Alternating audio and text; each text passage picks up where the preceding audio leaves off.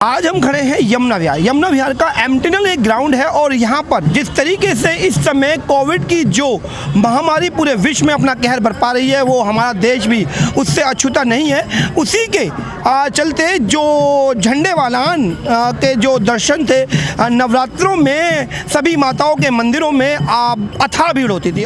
तो इस अथाह भीड़ को कंट्रोल करने के लिए जो झंडे वालान का प्रशासन है, उन्होंने एक रथ, आप देख सकते हैं कि मेरे पीछे एक रथ को इन्होंने सजाया, उस पे जो माँ झंडे वालान है, माँ उनको विराजित किया। उसके बाद इस रथ को अलग अलग कॉलोनी और अलग अलग जगहों पर ले जाया जा रहा है और वहाँ पर दर्शन, ये आप कह सकते हैं कि भगवान खुद आपके द्वार पर चलकर खुद दर्शन देने आ गए। और प्रशासन ने पूरी सतर्कता बरती है कि आप देख रहे हैं कि जैसे ही कोई एंट्री करता है तो सबसे पहले हाथों को सैनिटाइज कराया जा रहा है और हाथों को सैनिटाइज कराने के बाद उसकी एंट्री करी जा रही है। बाद एक पूरी सोशल डिस्टेंस को मेंटेन करने के लिए आप देख रहे हैं कि बैरिकेडिंग की गई है और बैरिकेडिंग जिस रास्ते से मैं जा रहा हूँ, इस रास्ते से ये दर्शनालु जितने भी दर्शन करने के लिए जो अभिलाषी हैं वो दर्शन करते हुए निकलते हैं। आप देख रहे हैं कि माँ के सुंदर, आप देख रहे हैं कि माँ की जो सुंदर मूर्त को इस रथ पर विराजित किया गया और विराजित करने के साथ साथ एक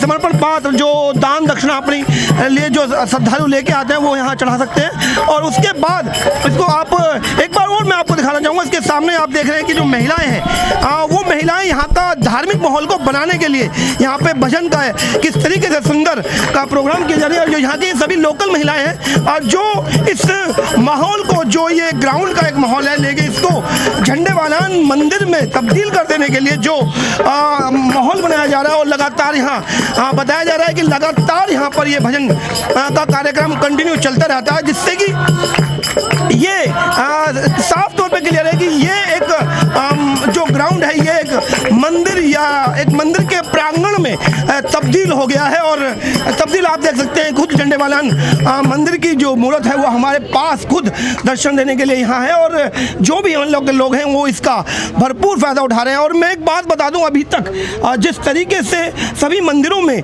प्रसाद को चढ़ाना और वितरित करना कहीं ना कहीं बाध्य था, लेकिन यहाँ पर जब पूरी व्यवस्था सैनिटाइजिंग वगैरह की कर दी गई है तो आश्वस्त है प्रशासन कि यहाँ पर जो भी लोग आ रहे हैं वो बिल्कुल एकदम इंडेफिनिटली, बिल्कुल एकदम सर्टेनली इफेक्टेड नहीं करेंगे, क्योंकि हाथ उनके सैनिटाइज है। तो जैसे श्रद्धालु अपना दर्शन करके बाहर निकलता है तो यहाँ पे प्रसाद का वितरण भी किया जा रहा है। तो आप देख रहे हैं ये जो प्रसाद मुझे मिला है ये भी मंदिर के जो प्रशासन है उसके द्वारा, आप देख रहे हैं प्रसाद के ऊपर भी पूरी मंदिर के पूरा झंडे वालान मंदिर और पंचामृत को किस अच्छी सी एक सुंदर सी पैकिंग में हमें प्रसाद को यहाँ वितरित किया जा रहा है। तो आप सोच सकते हैं कि ये जो झंडे वालान मंदिर है इसकी कितनी अच्छी व्यवस्था और दर्शन देने के लिए इन नवरात्रों में की गई है, अपने में अनूठी है। झंडे वालान मंदिर की समिति के कुछ सदस्य हमारे साथ हैं, एक बार जान लेते हैं कि किस मानसिकता और किस सोच के साथ इस व्यवस्था को अंजाम दिया गया। जी सर, ये कितने रथ करीबन बनाए गए जो पूरी दिल्ली में द्वार पर जाकर दर्शन दे रहे हैं? दिल्ली में 8 रथ बनाए गए जो 7 विधानसभाओं में जाकर 32 जगहों पर जाकर लोगों को दर्शन कराया जा रहा, ताकि इस बीमारी के महामारी के चलते कोई भी भक्त जो माँ झंडे वाली के दरबार से जुड़ा हुआ वो उनके दर्शन से वंचित ना रह जाए और ना उनके प्रसाद से वंचित रह सके। तो मंदिर ने बहुत सुंदर व्यवस्था की है, पंचामृत, चरणामृत और मिश्री और बच्चों के लिए व्रत वाले जो जन है उनके लिए चिप्स की व्यवस्था, ताकि उनको माँ झंडे वाली का प्रसाद बड़े अच्छे ही बड़े साफ सुथरे ढंग से उनको मिल सके, माँ झंडे वाली की असीम कृपा उनको मिल सके, ताकि कोई भी और जल्दी से जल्दी इस महामारी को इस देश से बाहर निकाला जाए। अच्छा, जो यहाँ पर जो ये एम्पटीनल ग्राउंड है यहाँ पे व्यवस्था की गई है, यहाँ पूरे 8 दिन लगातार व्यवस्था है, तो यहाँ के लिए स्पेशल ऐसा क्या रहा कि जैसे आप बता रहे हैं कि 8 रथ हैं और 32 जगह जाकर वो दर्शन दे रहे हैं, तो ये वाला रथ पूरी परमानेंटली यहाँ पे 8 दिन के लिए लगाया गया, ऐसा स्पेशल क्या?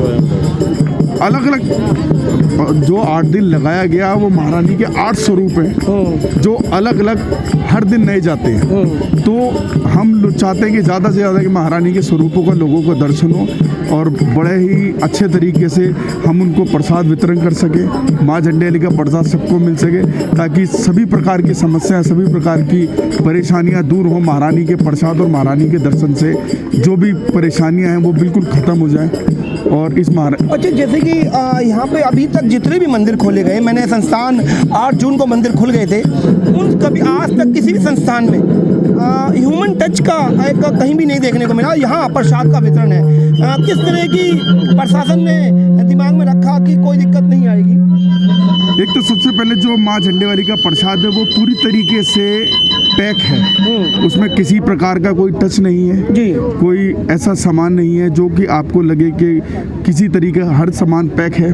तो पैक चीज़ उसको अच्छी तरीके से सैनिटाइज किया जाता है। जी, जी। जिस भी जगह इसको रखा जाता है बिल्कुल। बहुत ही अच्छी तरीके से रखा जाता है, साफ सुथरे तरीके से लेकर रखा जाता है। और जब वहाँ से हमको मंदिर में सुबह भोग लगने के बाद मिलता है तो उसको भी बड़े अच्छे तरीके से दिया जाता है, ताकि और हम उसी मर्यादा को रखते हुए हम इसका वितरण करते हैं। तो ये अपने में अनूठी बात रही कि जितने भी मंदिर हैं अभी तक प्रसादों का वितरण नहीं हो पा रहा था, और झंडे वालान मंदिर ने एक अनूठी ये पहल की है कि जो प्रसाद है उसको बहुत अच्छी सुंदर सी पैकिंग में किया गया, जिसका सैनिटाइज होना भी पॉसिबल है। और पूरी तरह से सैनिटाइज होकर, जैसे बता रहे हैं कि पूरी तरह से सैनिटाइज होकर ये प्रसाद आगे वितरित किया जाता है, जिससे कि किसी भी तरह का कोई जो ह्यूमन टच की जो बात थी उसको जो अवॉइड किया जा रहा था उसकी दिक्कत नहीं खड़ी होगी। जिस तरह की इस व्यवस्था को अंजाम दिया जा रहा है उसमें मंदिर समिति के सदस्य तो हैं ही, साथ में संघ की एक विशेष योगदान इसमें दिया जा रहा है। और संघ की दृष्टि से जो ब्रह्मपुरी जिला है उसके जिला कारवा प्रवीण जी और सह जिला कारवा सहदेव चौधरी जी मेरे साथ हैं। एक बार बात कर लेता हूँ कि जब इसकी व्यवस्था झंडे वालान समिति कर रही थी तो किस तरह से संपर्क को साधा और यहाँ के लोगों को एक सुंदर प्रस्तुति यहाँ प्रस्तुत करने में अपना योगदान दिया। जी, हमें अपने संघ के अधिकारियों द्वारा सूचना मिली कि प्रतिदिन आपके क्षेत्र में एक रथ, बहुत ही सुंदर और भव्य रथ आपके यहाँ 18 तारीख से और 24 तारीख के बीच में प्रतिदिन आएगा।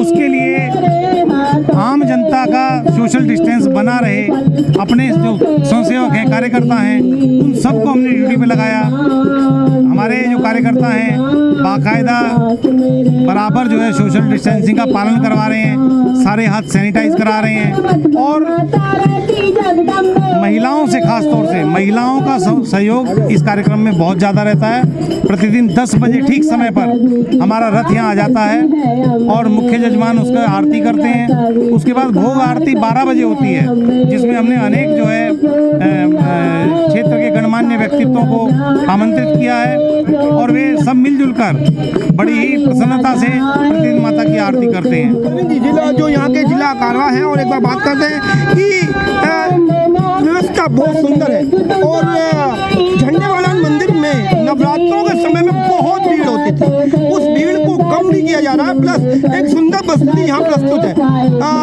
बहुत अच्छा योगदान रहा। किस सोच के साथ शुरुआत की गई सर? जब ये झंडे वालान सोसाइटी ने सोचा, तुरंत हमारे पास सूचना आई कि दिल्ली भर में 8 स्थानों पर हम 8 रथ भेजेंगे, तो उसमें से एक जिला है हमारा ब्रह्मपुरी जिला। तो हमें सूचना पहले से थी, लेकिन व्यवस्था के लिए हमें 2 दिन मिले, तो ये स्थान का चयन कराया ताकि सोशल डिस्टेंस का यहाँ पालन हो सके।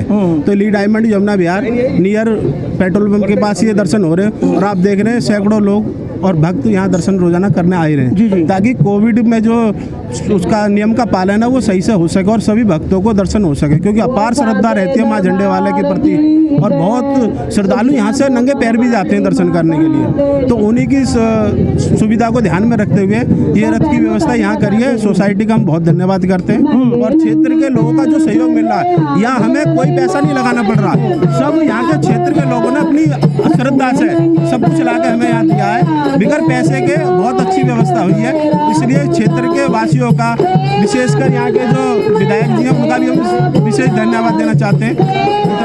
जो आज क्षेत्रीय नेता लोग हैं उन्होंने भी भरपूर इसमें सहयोग किया और अनूठा इसलिए है कि जहां वर्चुअलिटी की बात आई थी वहां फिजिकली हमारी मां के दर्शन हमें इस क्षेत्र में एक बहुत ही अनूठी प्रस्तुति के साथ करने को मिल रहे हैं। अनूठा है। हमारे साथ है संघ प्रचारक यमुना विहार विभाग से, एक बार सदन जी से बात करेंगे और जानेंगे किस तरह की व्यवस्था झंडेवालान समिति ने यहाँ पर की है। देखिए, अभी तक का ऐसा हमारा तय हुआ, मतलब माँ झंडे वाले की ऐसी कृपा हुई कि सब लोग वहाँ पे दर्शन करने के लिए जाते हैं। देशी फिर दर्शन के अभिलाषी बहुत हैं, बहुत अधिक मात्रा में भीड़ होती है वहाँ पे। तो भीड़ वहाँ कम से कम हो तो झंडे वाला माता मंदिर ने ऐसी व्यवस्था बनाई दिल्ली भर के अंदर कि इसको 8 ट्रक हर जगह 8 भवन माता के रवाना हुए और उसमें से एक भवन हमारे इस विभाग में यमुना विहार में आया है जो कि 4 जगह जाता है। सुबह 7 से 9 करावल नगर रहता है और 10 से 12 यहाँ ब्रह्मपुरी रहता है और 3 से 5 नंदनगरी रहता है और 6 से 9 रोहतास नगर में रहता है। ऐसी 4 जगह से रथ की व्यवस्था है। माता रानी के दर्शन करने के लिए अभिलाषियों की भीड़ बहुत वहाँ जुटती है। उसकी व्यवस्था ऐसी है कि कम से कम लोग वहाँ जाएं, मतलब माता रानी के दर्शन यहाँ क्षेत्र में हो जाएं, ऐसी बद्री भगत ने ट्रस्ट जो है उसने व्यवस्था की है। अभी तक जब कोविड चला तो वर्चुअलिटी ने रूप पकड़ा और वर्चुअल सब कुछ होने लगा। फिजिकल तौर पर माँ आ रही हैं, कैसे इस व्यवस्था को सोचा गया और फिर बनाया गया? देखिए, ये पहले से ही मन में था कि माता रानी के दर्शन करने के लिए श्रद्धालु बहुत है दिल्ली में, दिल्ली के बाहर, दिल्ली के NCR जितना भी है सब जगह से आते ही हैं। ऐसा पुनः विचार सारा करके चल ही रहा था हमारा कि इसको कैसे श्रद्धालु को अपने स्थान पर रोका जाए। उसका प्रकल्प ये निकला। 4 जगह जाता है, शाम को जो माता रानी के दर्शन कर झंडे वाले जाते हैं वो अब यहीं दर्शन कर लेते हैं वो लोग सब। आप देख ही रहे बाकी भीड़ है। जो लोकल श्रद्धालु हैं उनकी भीड़ यहाँ अपार है और आप देख सकते हैं कि यहाँ के लोकल जो लोग नेता हैं या फिर जो लोग यहाँ पे धार्मिक भावनाओं से जुड़े हुए हैं वो लगातार यहाँ पर आकर दर्शन दे रहे हैं। और जिस तरह से बताया कि 12 बजे भोग आरती का एक प्रोग्राम रखा जाता है, उसमें कुछ यजमान आकर यहाँ भोग आरती करते हैं।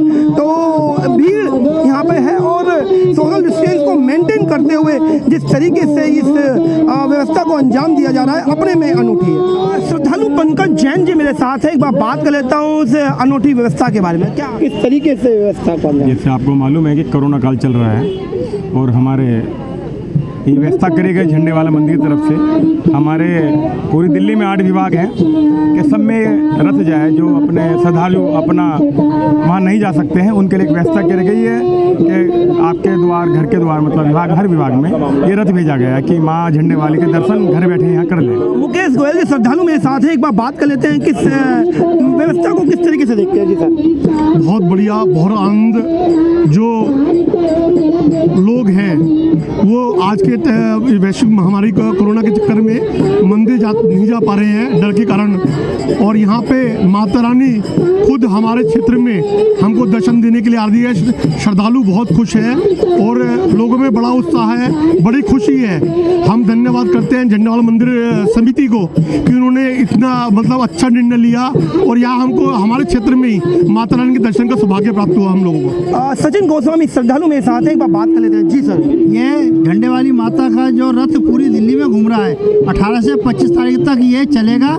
ये हर एक घर के द्वार द्वार पर, जिससे भक्त लोग, जैसे कोरोना चल रहा है, वो दर्शन करने के लिए झंडे वाले मंदिर नहीं जा सकते, इसलिए ये रथ पूरी दिल्ली में इसलिए चला है कि सब दर्शन करें। और नियम पूर्वक हम यहाँ व्यवस्था में सेवा में लगे हुए हैं। यहाँ बहुत संख्या होती है, भक्त लोग बहुत आते हैं। सोशल डिस्टेंसिंग और ये सब पालन किया जाता है यहाँ पर। अभी आने वाली हमारी ये 24 तारीख को डांडिया भी चलेगा यहाँ पे माता रानी का। और मैं एक बात कहना चाहूँगा, जब तक रहेगी जिंदगी, फुर्सत रहेगी काम से, कुछ समय से निकाल लो, भक्त लोगों प्रेम कर लो राम से। भोजपुर से श्रद्धालु चलकर यमुना विहार तक पहुँच रहे हैं। पवन चौधरी जी मेरे साथ है, एक बार बात कर लेता हूँ। जी सर, कैसे देख रहे हैं? बहुत अच्छा लग रहा है। सभी हिंदू आज भी इकट्ठा हो रहे हैं और ये हिंदुत्व का पूरा परिणाम अभी हमें आगे मिलने वाला है। जी, जो एक कोविड की सिचुएशन को एक वर्चुअलिटी के द्वारा दूर किया जा रहा था, एक नया अनूठा तरीका देखने को मिला। फिजिकल माँ खुद हमारे पास दर्शन देने के लिए आई है। कैसे देखते हैं इस व्यवस्था को जो समिति की है? ये व्यवस्था बहुत अच्छी व्यवस्था की हुई है, लेकिन फिर भी जगह थोड़ी सी इन्होंने कम ली है उसको जगह को और बढ़ाया जा सकता था। तो यहाँ तो इतने श्रद्धालु हैं कि जो एक बार सूचना मिलने के बाद एक दिन आने की बजाय रोज़ रोज़ लगातार आ रहे हैं। मेरे ख्याल कल से भी ज़्यादा भीड़ इस समय यहाँ दिखाई दे रही है और इसको और आगे तक ये चलेगा। तो जिस दिन यहाँ समापन होगा उस दिन तो यहाँ जो भी इकट्ठा होगा, लेकिन सबके चेहरे इस समय ढके हुए हैं और ये बहुत अच्छी व्यवस्था इन्होंने भी की है। लेकिन इस जगह को थोड़ा सा और बढ़ा करके और आगे का इंतजाम बढ़ाया जाएगा। तो यहाँ की मैं समिति से भी अपील करूँगा कि वो यहाँ की व्यवस्था को और ज़्यादा सुचारू करेंगे। महिला शब्दों में से एक साथ है, एक बार बात करूंगा आपकी जो समिति की अनूठी व्यवस्था है किस तरीके से देखते हैं? बहुत ही अच्छा प्रोग्राम है, बहुत अच्छे तरीके से सब मैनेज हो रहा है और ये हमारा सौभाग्य है कि माता रानी के दर्शन हमें यहाँ मिल रहे हैं बैठे हुए घर के नजदीक। आप जाया करते थे और आज माता रानी खुद आपको दर्शन देने यहाँ पर हो रहे हैं। इससे अच्छी और क्या माता की हमारे ऊपर कृपा हो सकती है। बहुत ही माता रानी की हमारे ऊपर कृपा है कि हमें यहाँ दर्शन मिल रहे हैं और हमारे सब कार्यकर्ताओं की वजह से और सबकी वजह से अच्छा रहेगा। तो ये थे हमारे साथ कुछ श्रद्धालु जिन्होंने अपनी अपनी प्रतिक्रिया दी और बताया कि किस तरीके से माँ का ये स्वरूप हमें एमटीएनएल ग्राउंड में देखने को मिल रहा है। अनूठी पहल है और अपने में अनूठा भी है। पूनम चौहान जी मेरे साथ है, एक बार बात कर लेता हूँ। श्रद्धालु जी किस तरीके से इस व्यवस्था को देखते हैं?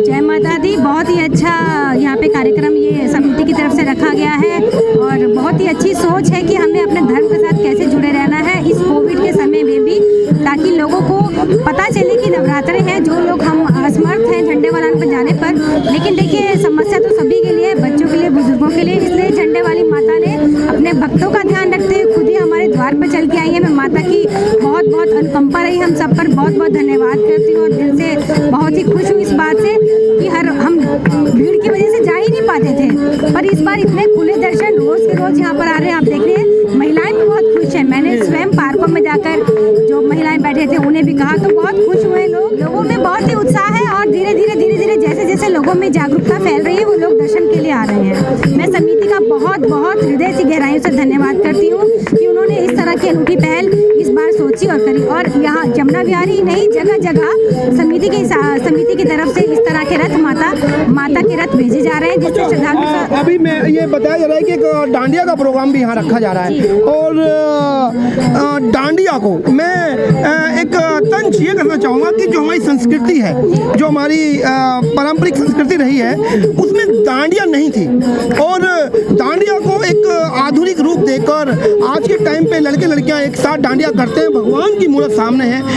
किस तरीके से उस प्रोग्राम को आप देखते हैं? मैं आपको ये बताऊं, संस्कृति नहीं थी, लेकिन जब हम भक्ति भाव में माता की पूजा में इतने खो जाते हैं, इतने मग्न हो जाते हैं, तो हमारा जो रीमिक्स पे भक्ति, हाँ जी, मतलब ऐसे मन प्रफुल्लित हो जाता है कि अपने आप ही हाथ और पैर उठ जाते हैं। अभी जो भजन चल रहे हैं आप देख रहे हैं, मेरे पैर और हाथ उसके ऊपर चल रहे हैं। तो ऐसा नहीं है, लेकिन ये है कि न्यू जनरेशन को अपने साथ मिक्स करना। न्यू जनरेशन जो है वो अच्छा, यदि मैं एक बात बोलूं कि एक पारंपरिक हमारी जो संस्कृति रही है बड़ी शालीनता के साथ थी और इस शालीनता ने आधुनिक रूप धीरे धीरे लेना स्टार्ट कर दिया।